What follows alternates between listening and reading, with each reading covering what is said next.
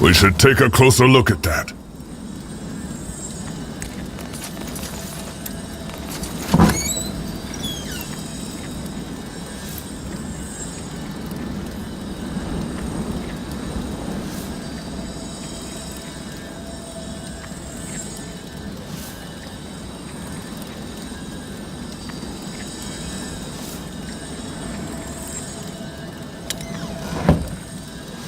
As you want.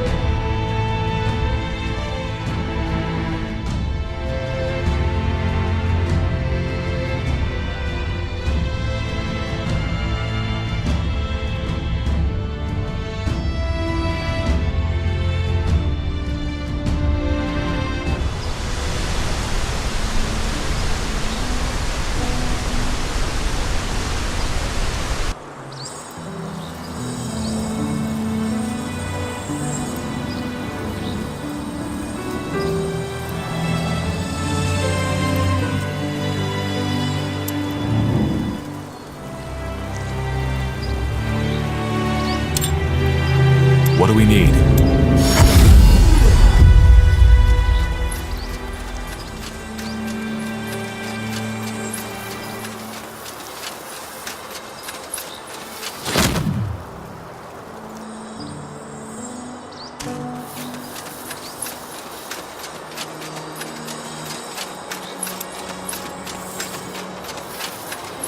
What is it?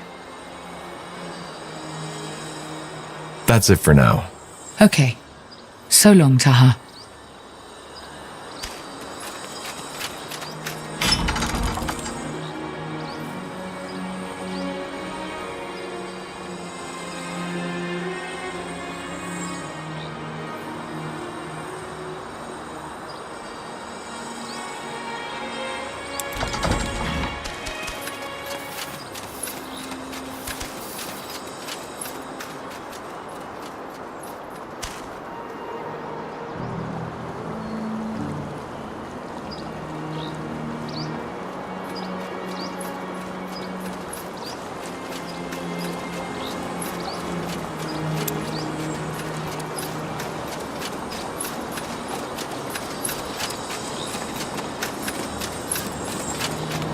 Corporal Taha, thank you for coming by. And thank you again for giving me this opportunity. Nothing to thank me for. How's Henry? Good. I just received a letter from his mother. She called me a fool after I told her what I had done for that miracle potion. And I guess she's right. Either way, I've had a talk with some of the Moorhere elves already. Their architecture is slightly different than the classic Finnonmere buildings, but I'm nonetheless convinced that I can help them. Just let me know what needs doing, and I'll take care of it. Perfect. Good to see you, Corporal. What can I do for you?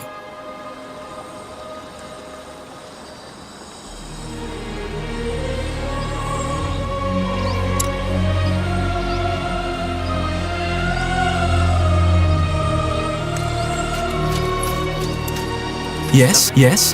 Have you come to see the fruits of my labor?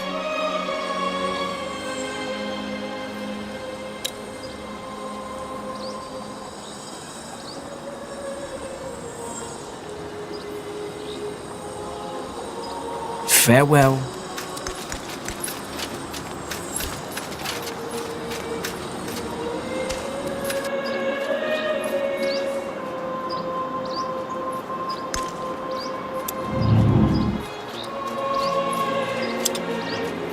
Yes?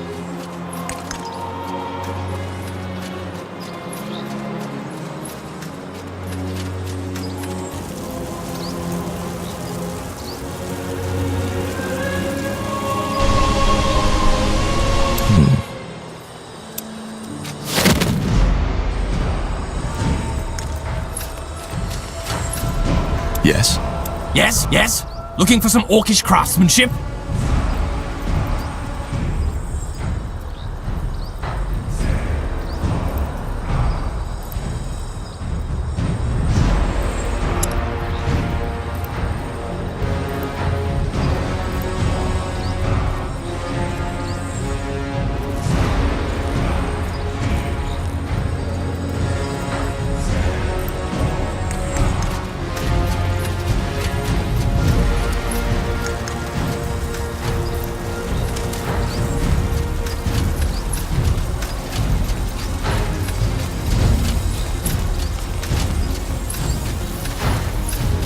Zalraka, what do you need? I want to train the fire wielders. All right. Here's what we can do.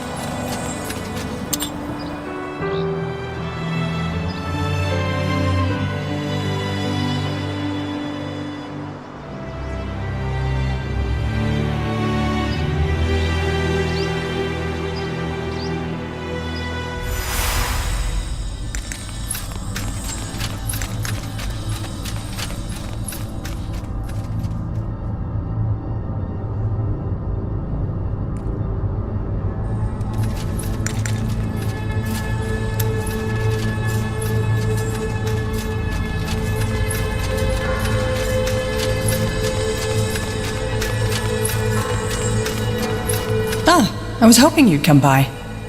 That was quite the surprise visit, wasn't it?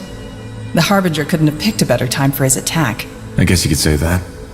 How's your injury? That blast from the barrier looked quite painful. The blast? Oh yeah, sure. I'm as good as new. One of the perks of being a light mage.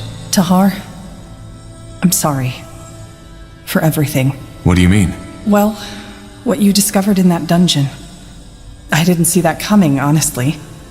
I mean, I'd always felt you were different, but an experiment of your father? I would have never guessed. And now that bastard Lacane took your mother. It's just, one tragedy follows another. Now I feel almost ridiculous thinking about my supposed problems. Problems are always subjective. I guess they are. Tell me, Tahar, if you had had the choice, would you have wanted to know? About your mother and how you were born?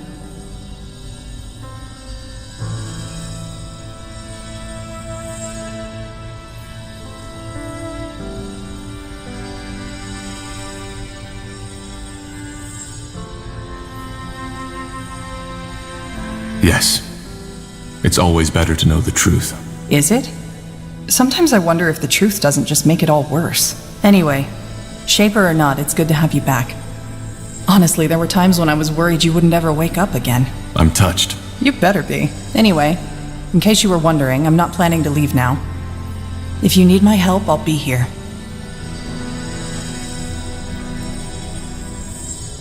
You don't need to stay. You know that, right?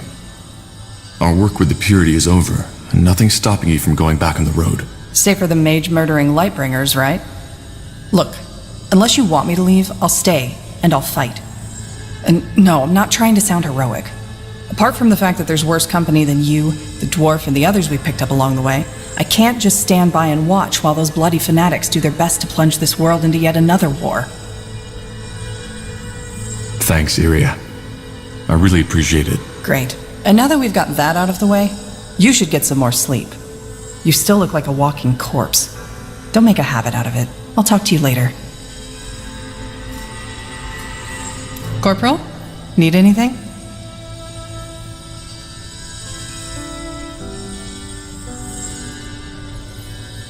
You never told me why you fled Finnanmere.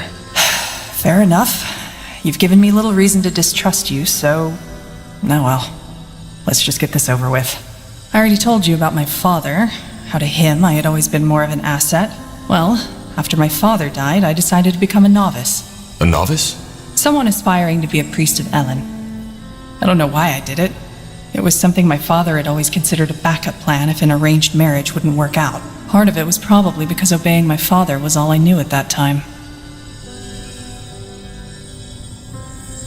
What does life as a priest of Elen look like? Boring. Though not as boring as a Northander monk's life. You are free to have family and to indulge in the earthly pleasures. Still, your life is devoted to worship. And for a priest of Elen, that means healing the sick and preserving Elen's greatest gift, nature. Was it difficult to receive the novitiate? Not for me. First of all, I was a good candidate. I was still very young, not even in my 30s. And I already knew a great deal about magic and healing. Secondly, I was, after all, pure blood. That helped as well. But something happened. Yes. In my first year, I fell in love. That crazy, hot-blooded, head-over-the-heels kind of love that the bards all sing about. The boy felt the same way, and for the next year it was, well, it was perfect. It was the two of us against the world. Maybe you know that feeling. What was his name? Doesn't matter. And the priests didn't mind? Priestesses. Only women are allowed to teach. And no, they didn't. Elves consider love to be a blessing of Elen. Forbidding it would be near absurd. I have no clue where your monks got that idea from. Though, of course, that boy and I tried to, restrain ourselves when the situation demanded it.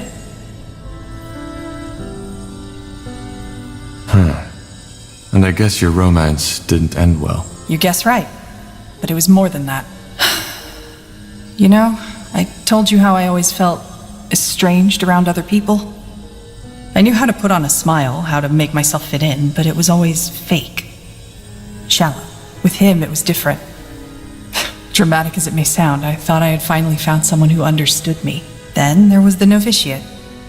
Despite all the time I sunk into doing the crazy things lovers often do, I never failed as a student. Or, no, let's put it another way.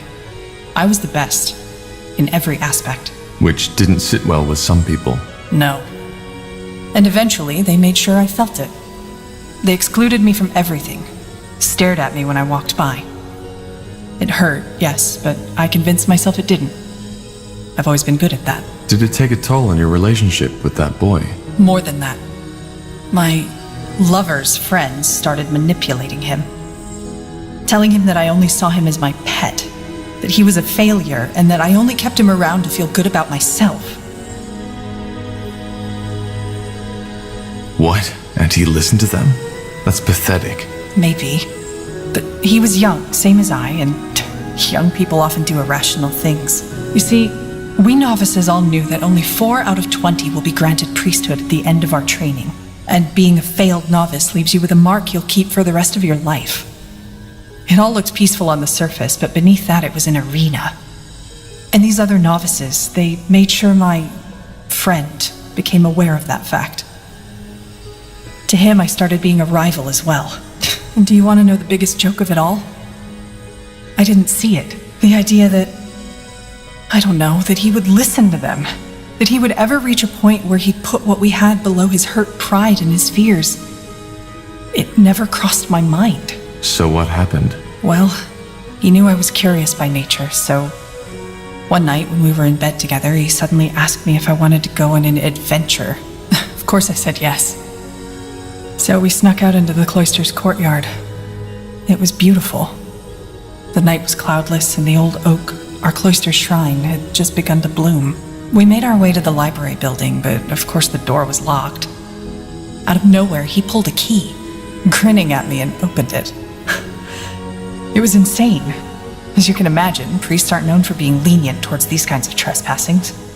We were risking our novitiate, and I didn't even know the reason, but I liked it. And we were doing it together, weren't we?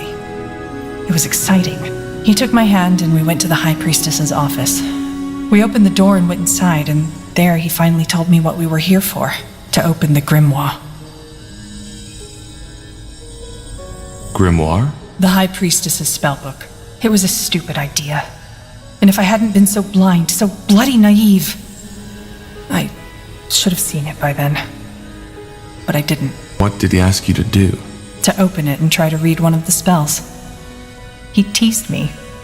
Told me that I wouldn't be able to do it. You know? Saying it like that. It sounds so bloody stupid, doesn't it? But again, I was too blind. I laughed. I wanted to impress him, so I gave him a kiss. Opened the page and started saying the words. Long story short, I lost control. The spell was too much for me to handle and it misfired. One moment I was staring at the pages, the next one, the library was aflame and my lover was gone. I'm sorry. Don't be. I was the one too stupid to see it coming. How far did that fire spread? Not far. It was put out before it could do real damage. But, of course, that was the end of novitiate. I was thrown into the cell of shame and sentenced to 12 years of polishing prayer banks and cleaning floors in the shrine. Did you try to tell the priestesses the whole story? No, I just sat there and smiled. Of course I did. But my love had all his friends to back him up. To them, it wasn't even a trial. It was a feast. Your lover, did he regret it? I think so. The only bloody gratification I ever got from this. But even if he would have confessed and begged me to take him back, I couldn't have. All that connection, that trust, it was gone.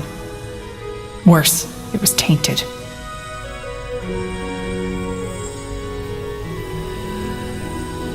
But you never did polish those prayer banks, am I right? No. In the night after the trial, they still let me sleep in my chamber. Thoughtlessness, I suppose, or maybe they simply didn't care. I got my things, left, and never came back. So, here it is, the whole truth. No dark secrets, no assassinations, no necromantic rituals. Just a plain old broken heart. Compared with all that shit you had to go through, it almost sounds ludicrous.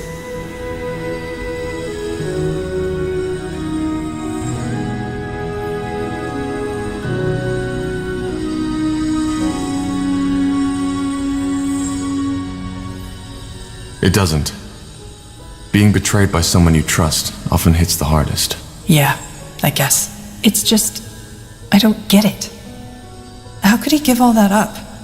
I mean, there was something between us, you know? Something rare, something precious. But no, he threw it all away for his fucking vanity. But in a way, it's just a continuation of what I've always known. Wherever I am, I'm a stranger. People don't like me, and I don't like them. For what it's worth, I'm glad our paths crossed. Yeah, me too, Corporal. Me too. I'd like some space now. I hope you don't mind. Let's talk later.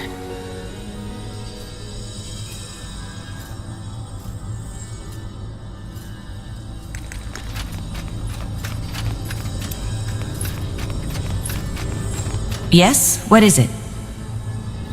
What's your relationship with Angar? I don't see how that's relevant. Sorry. If anything, I'm more worried about Myra. Seeing her like that, it's disquieting, to say the least. You want to know something funny? Of course, when this is over, we'll find a cure. I'll be off.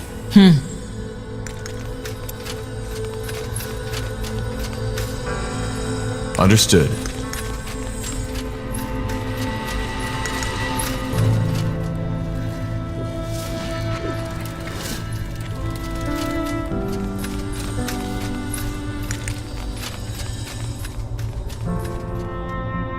Will do.